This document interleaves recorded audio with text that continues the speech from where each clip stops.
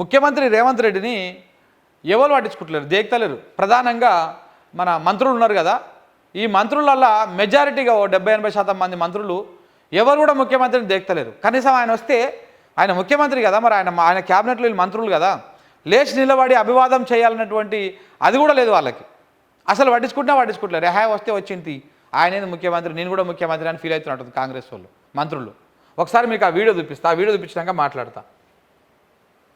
అంటే మరి ఆయన కూడా ముఖ్యమంత్రి లెక్క బిహేవ్ చేస్తే, ముఖ్యమంత్రి లెక్క మాట్లాడితే గౌరవ విద్దురేమో కానీ పట్టించుకుంటలేరు. ఇక చూడండి, ఇగో ఇదే ఇవాళ ఆ కార్యక్రమం ఉంది కదా, ఈ సివిల్స్ రాసినటువంటి వాళ్ళు ఎంపిక అయితే వాళ్ళకి ₹1,00,000 ఇచ్చే కార్యక్రమం పెట్టారు కదా, ఆ కార్యక్రమం సందర్భంగా ఆడికి వస్తుంటే పొంగులేటి ఒక్కడు లేచిండు. పొంగులేటి ఈయన ఎవరు, జూపల్లి కృష్ణారావు. మిగతా వాళ్ళు ఎవరు లేవలే. ఒకసారి చూడండి, ఇగో పొంగులేటి లేచిండు, జూపల్లి లేచిండు, ఇక్కడంగా దామోదర్ ఏదో లేచినట్టు చేసిండు.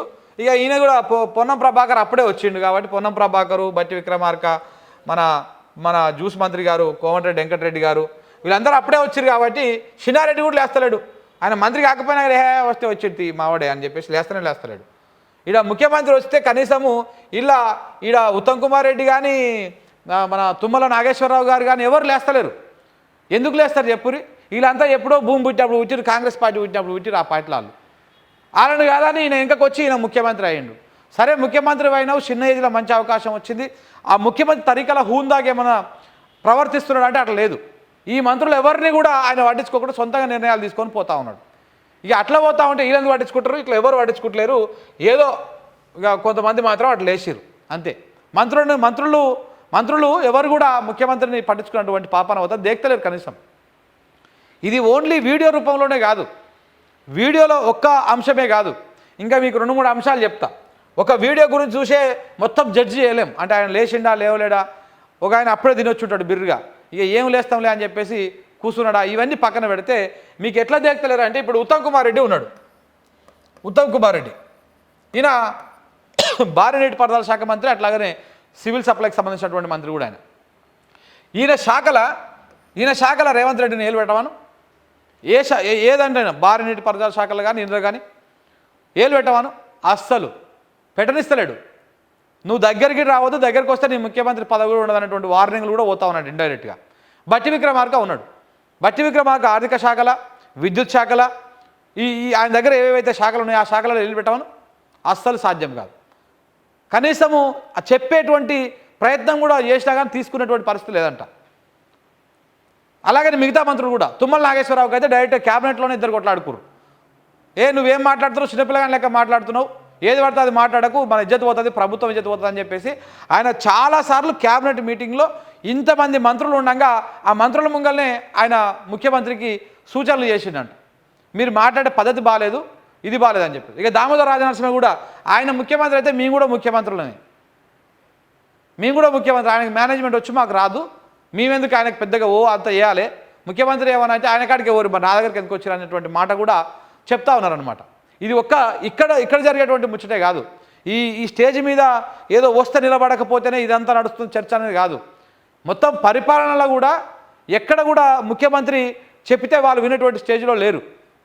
నువ్వేంది చెప్పేది లైట్ అని చెప్పేసి ఒకవేళ అప్పటికప్పుడు ఏమన్నా కింద కార్యదర్శులు వీళ్ళు తలకాయలు ఊపినా కానీ పైన మాత్రము వాళ్ళు చేసే కార్యక్రమం వాళ్ళు చేస్తూ ఉన్నారు. ఎందుకంటే ముఖ్యమంత్రి కూడా అట్లనే చేస్తున్నాడు. ముఖ్యమంత్రి కూడా ఎవరికి చెప్పా పెట్టకుండా కొన్ని కార్యక్రమాలు చక్క పెడతా ఉన్నాడు. కొన్ని పార్టీ నిర్ణయాలు ఆయన తీసుకుంటా ఉన్నాడు. ఇప్పుడు ఇవన్నీ అవే. రుణమాఫీ వ్యవహారంలో ఇలా రుణమాఫీ ఎంత ఈ రేంజ్లో ప్రభుత్వం బదనాం అవుతుంది అంటే దానికి కారణం ముఖ్యమంత్రి రేవంత్ రెడ్డి. ఎట్లా అంటే ఈ మంత్రులందరూ కూడా కొంత ఫస్ట్ ఆలోచన చేసి ఇప్పుడే కాదు కొంత విడతల వారిగా చేద్దాము, చేసిన కాడికైనా మొత్తం పూర్తి స్థాయిలో చేద్దాము, ఇట్లా అబద్ధాలు చెప్పి మోసం చేస్తే ప్రజలు మళ్ళీ అదైతారు అంటే అవన్నీ వినకుండా ఎన్నికలకు ముందేమో మేము డిసెంబర్ 9 తారీఖే చేస్తామని మాట్లాడండు. అదంటే సరే ఎన్నికల కోసం అబద్ధం ఆడిండు, అయ్యింది, కథ ఓడిచిపోయింది. అధికారంలోకి వచ్చి ముఖ్యమంత్రి అయినాక ఎంపీ ఎన్నికలలో ఓటేరి ఆగస్టు 15 తారీఖు లోపల చేస్తా అని చెప్పేసి ఆ దేవుని మీద ఈ దేవుని మీద అందరి మీద ఓట్లేసిండు. ఆ నిర్ణయం తీసుకున్నటువంటి దాని వెనకాల ఏ మంత్రి లేడు, ఏ మంత్రికి చెప్పలే, కనీసం వ్యవసాయ శాఖ మంత్రికి చెప్పలే మన ఆర్థిక పరిస్థితి ఏంది, మరి పైసలు ఉన్నాయా లేవా, ఏంటిది కథ అనేది ఆ మంత్రిని అడగలే, బట్టి విక్రమార్క గారిని ఎవరిని అడగకుండా డైరెక్ట్గా పోయి ఒక సభలో పోయి చెప్పని చెప్పిండు. ఎక్కడ స్టార్ట్ చేసిండు? యాదగిరి గుట్టలో స్టార్ట్ చేసిండు. యాదగిరి నరసన్న మీద నేను ఆగస్టు 15 తారీఖు లోపల 2 లక్షల రుణాలు మొత్తం మాఫీ చేస్తా అని, ఒకటేసారి మాఫీ చేస్తా అని చెప్పిండు. చివరికి కాలే. ఏడైంది, ఇప్పటికి ఇంకా 2 లక్షల లోపు ఉన్నటువంటి వాళ్ళకు కూడా రుణాలు మాఫీ కాలే. ఏ 100 మందిలో ఏ 10 మందికో 20 మందికో అయ్యింది, చేతులు దులిపేసుకోరు. ఇలా ప్రభుత్వము చేసినటువంటి దానికి కూడా లాభం లేకుండా పోయింది, ప్రజలలో ప్రచారం లేకుండా పోయింది.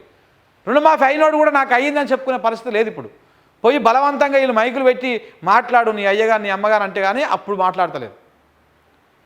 అంతేగాని ఈ ఈ ఈ రకంగా బ్యాడ్ నేమ్ వచ్చింది. ఇదంతా కారణం ఏంది? రేవంత్ రెడ్డి ఒంటెత్తుపోకడు అనమాట.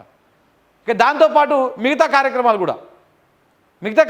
కూడా ఏవైతే ఈయన అంగుల ఆర్భాటాలతో ప్రారంభించాలనుకుంటే తెలంగాణ తల్లి విగ్రహం కావచ్చు, అలాగే రాజీవ్ గాంధీ విగ్రహ ఏర్పాటు కావచ్చు, తెలంగాణ రాష్ట్ర గీతాన్ని మ్యూజిక్ని ఆంధ్ర ప్రాంత మ్యూజిక్ డైరెక్టర్తో కొట్టించడం కావచ్చు, ఇట్లాంటివన్నీ కాంట్రవర్సీస్ కూడా ఈయన సొంత నిర్ణయాలే, ఈ సొంత ఎజెండాలు అయినాయి. ఆ ఎల్బమ్ ఆ లోగోను మార్చడం కానీ రాజముద్రని, ఇవన్నీ కూడా రేవంత్ రెడ్డి సొంత నిర్ణయాలు. క్యాబినెట్లో చర్చిస్తలేరు దీన్ని, క్యాబినెట్లో చర్చ లేదు దీని మీద. ఏ మంత్రి కూడా అప్రూవల్ ఇచ్చినట్టు ఎక్కడ కూడా వార్తలు రాలే. ఈయన సొంతంగా అనుకొని చేసేస్తాడు. ఇక మా ముఖ్యమంత్రి అన్నాక మనం అనకపోతే బాగుండదు, ప్రభుత్వంలో ఈ విభేదాలు వచ్చాయని చెప్పేసి మీడియా వార్తలు రాస్తుంది కాబట్టి ఇక వీళ్ళు మిగతా మంత్రులు మొత్తం గోర్రలేక తలకాయలు ఊపుతారు. సో అందుకే ఆయనని వీళ్ళు పట్టించుకుంటలేరు, ఈయనని వాళ్ళు పట్టించుకుంటలేరు. ఆయనకు ఇష్టం వచ్చి చేసుకుంటూ పోతా ఉన్నాడు. ఇప్పుడు హైడ్రా తీసుకొచ్చిండు. ఈ హైడ్రా తీసుకురావడం సుతారం ఎవ్వరికి ఇష్టం లేదు, కాంగ్రెస్ పార్టీలో కూడా ఇష్టం లేదు. కానీ తీసుకొచ్చిండు. ఎందుకు తీసుకొచ్చిండు? మరి ఢిల్లీలో అడగబట్టిరి, మూటలు సంచులు అడగబట్టిరి. ఎట్లా తేవాలి? హర్యానా ఎన్నికలు ఉండే కండ్ల ముంగల, మహారాష్ట్ర ఎన్నికలు ఉండే. టక్కున హర్యానా ఎన్నికలకు ముందు ఒకరోజు రాత్రే ఉట్టుకొచ్చింది హైడ్రా, ఎన్నికల మంచాన్ని గులగొట్టింది. మొత్తం సంచులన్నీ రావడం మొదలుపెట్టినాయి. ఇక్కడ ఢిల్లీకి కొన్ని పోయినాయి, గుజరాత్కి కొన్ని పోయినాయి, కొన్ని ఏమో కొడంగల్కి పోయినాయి. సో ఇట్లా ఈ పంపక వ్యవహారం నడిచింది ఇదంతా కూడా కేవలం సొంత నిర్ణయం. హైడ్రా కానీ ఇలాంటి దుకాణం కార్యక్రమం, వసూళ్ళ కార్యక్రమం కానీ అట్లా మాకేమో చెప్పి చేస్తున్నాడా, మేమెందుకు గౌరవం ఇవ్వాలని చెప్పేసి ఇట్లా స్టేజ్ల మీద కూడా వాళ్ళ అక్కసును వెళ్ళగక్తా ఉన్నారు మంత్రులు. ఇట్లా రాష్ట్రంలో అధోగతి అన్నమాట. మంత్రి ఓ మాట మాట్లాడతాడు, ముఖ్యమంత్రి ఓ మాట మాట్లాడతారు, కింద అధికారులు ఓ మాట చేస్తారు. ఈ రకంగా నడుస్తూ ఉన్నది ఇది. అందుకే రేవంత్ రెడ్డిని ఎవరు మంత్రులు దేక్తలేరు, మంత్రులు రేవంత్ రెడ్డిని దేక్తలేరు, రేవంత్ రెడ్డి మంత్రులను దేక్తలేడు. ఎవరి దారి వారిదే యమునా తీరే అన్నట్టుగా ఉంది పరిస్థితి.